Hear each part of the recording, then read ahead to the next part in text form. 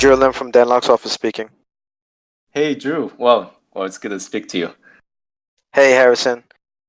So, just out of curiosity, what made you want to book this call today with me? Oh man, I just have a really quick question. I'm actually reading at the sales page right now. I noticed it says like pre-recorded class, but I also like saw some testimonials. It said it's live class. So I mean, I did my research, and this is the only thing that kind of confused me. So if you can answer that, I think that'd be great. Okay. Well, I appreciate you sharing that with me. So, Harrison, just so you know, the purpose of this call is for you and I to determine if you are a good fit for this opportunity. I understand that you have that one question that you're inquiring, but there are more things that we may need to go over. Does this make sense? Mm, what do you mean I'm a good fit? No, I didn't say you're not a good fit. Okay. Yeah, I said Okay. the purpose of this call is for you and I to determine if you are good for this opportunity. Oh, okay. I already did my research, right? I think this is probably what I'm looking for. I actually watched your testimonial too. I said, man, that's a good video. You know, the oak tree analogy. No concrete cannot stop me.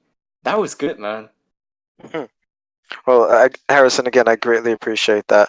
But there are certain SOPs, meaning standard of operation procedures, that we need to go by and making sure that you are still a good fit for the program. Okay. So even though I have the sales page, I can't sign up? Well, I do need to approve of you, right? Oh, okay, okay. Well, that makes sense, yeah. Well, if I may take 2 seconds to continue, is that okay? Sure, go ahead. So, one very important thing that I like to point out on these calls is by the end of our conversation, there are three things that you can say to me. The first thing is you can tell me a yes, and you and I move forward and we do business. The second thing you could tell me is a no, and I want you to know it's perfectly fine to say no. Okay. Sure. The third thing you could tell me is I don't know or I need to think about it.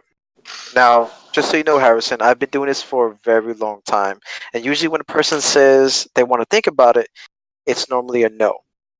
I would just Hmm. prefer you to tell me it's a no, no hard feelings whatsoever. So before we get started, can we make a simple agreement? Sounds great. I mean, that's a nice agenda. I love it. Great. Okay, I'm not gonna say like I don't know or let me think about it. You got my words. fantastic. So one of the things you had pointed out was you wanted to know the difference and what's really going on in the program, right? As far as the value it provides, is it pre-recorded or is it live, right? Yeah, that no, no, like don't take me wrong. I'm not doubting the value, right? I'm just curious, like why some people say it's live and why on the sales page it says it's pre-recorded. Give me 1 second. I want to be able to write this down in full just so that I can answer your question with the best answer possible. Does this make sense? Oh, okay. Right. So, where exactly did you see the testimonials where they said this was a live class? Oh, I saw it. I read it on Reddit.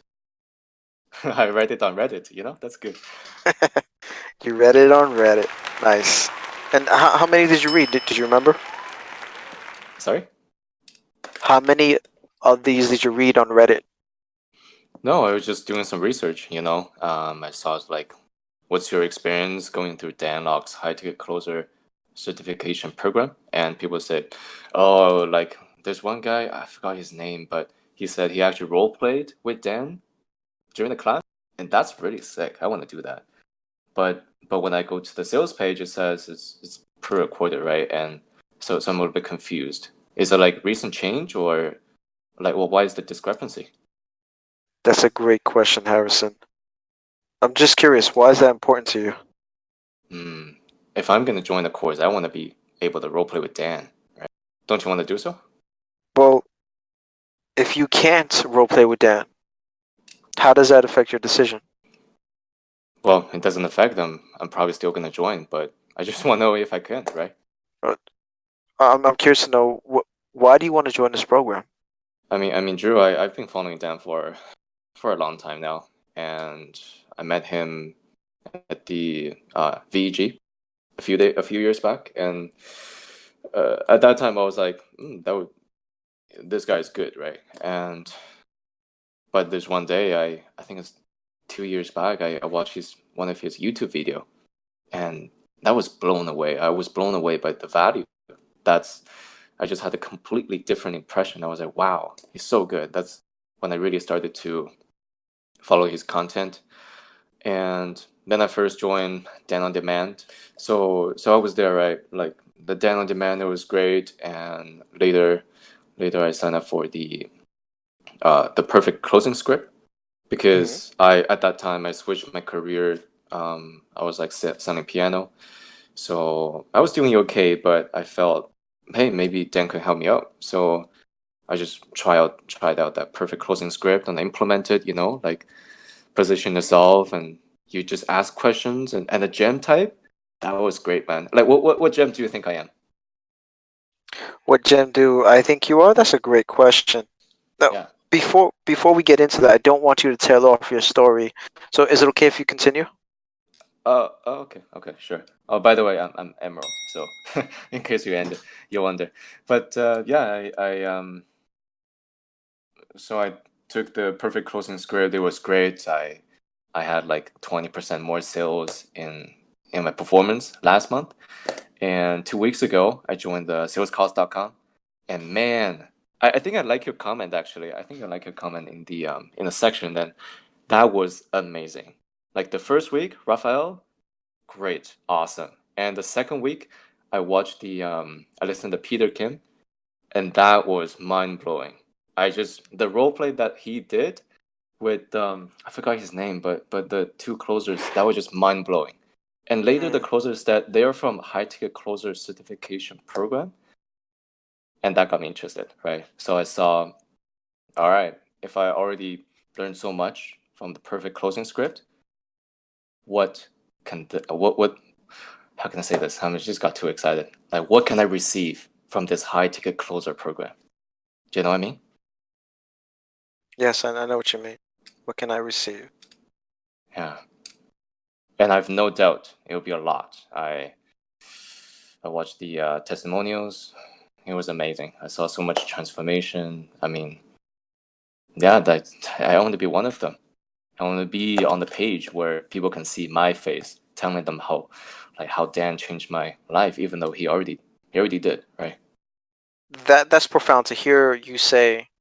If I may project my values for just a brief second, to hear you say that he already changed your life. I Oh, just wrote all this information down. You joined the DoD. You joined the Perfect Script Closing. You joined Sales.com. How does all this aid you with selling pianos? hmm. You know what? At first, I thought it's the technique. I really thought it was the technique. It's the script. It's what you say. But later, man, I was wrong. It's all about the mindset, man. It's all about the mindset. And in the salescost.com, there's a mindset shift, and I watched that. I watched that 3 times, and that was mind blowing. My relationship with money, it was screwed up before that, and now, like I don't know, like I don't know, like what my performance would be this month. Hmm. Okay. Just give me 1 second, Harrison. I was writing this down, and I find myself circling. Relationship was screwed up with money. I don't exactly know what that means. Can you be a little bit more Mm. specific? You know, that Dan gave this example, right? When a Lamborghini just drove by, it's like super loud, and what's your first reaction? That got me, man. I was like, nah, that's just like a dick, like rich. I don't know. I'm Chinese, so it's like maybe like a rich Chinese kid that got his money from the dad, or I don't know. But that simple lesson really taught me that I have a very very different point of view when it comes to rich people, wealth, and money. And that just taught me, hey, it's not their problem, it's my problem. I need to work on that. It's not their problem, it's your problem. Yeah. And what And your Dan said was really profound. If I have a bad opinion on rich people, how can I ever become one of them? You know, Joe, I've never heard anything that profound in my life. I agree. Harrison, why is it important for you to carry on this journey of becoming rich? You know, I right now I'm working at a piano store, right? And before that, I was actually studying piano performance. You know, you go on recital at the end of each semester, and it was going great. And I went to a few piano competitions. Do you know the International Tchaikovsky Piano Competition? I'm not familiar with it, but keep going. Okay, so I went there, and actually I went to the one of the final rounds. So that was sort of the peak. I mean, yeah, that was the peak of my piano career. But you know, like that was my second year. But later that year, I just got into a car accident, and I mean, I just injured my right hand, and I was just not able to play anymore. And that really just got me thinking, like, what am I now? I learned piano for 17 years, and I thought I'm gonna make it big. I'm gonna be successful, but now when I look at my hand, I was just not able to move it. I'm sorry, man. But No. but then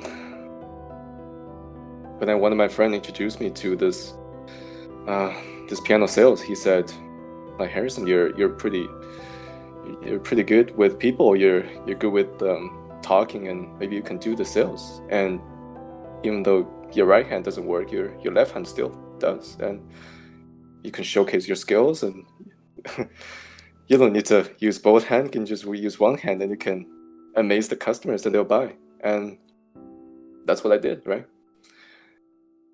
Yeah, and coming to this job for half a year, I really see my friend is right. I'm able to help people. I love piano, and it just means so much to me when a family come in and I'm able to provide them with the best piano that they can get, that they love, their kids love. That means the world to me, man. And but sometimes, you know, I feel like I can't do it. Even though I can play very well, but somehow there's something wrong, like just something missing in my communication, or I see that's my sales skill that I just can't do it. So that's when I reach out for Dan's help. That's then you know the rest of the story, right? Like closing script and salescast.com, and I want to be able to do more. I want to impact more people, and if I can make more money, that's great. You know what I mean? Yeah. I know what you mean, Harrison. It sounds like when you got hit by that car, you received that injury, there was a bit of a shift in identity. You kind of lost who you were after 17 years. Would you agree? It's a paradigm shift, man. It took me a long time to get used to it. And how does your family take this situation in? Well, they it was funny you asked that. They I actually didn't tell them until 3 months later,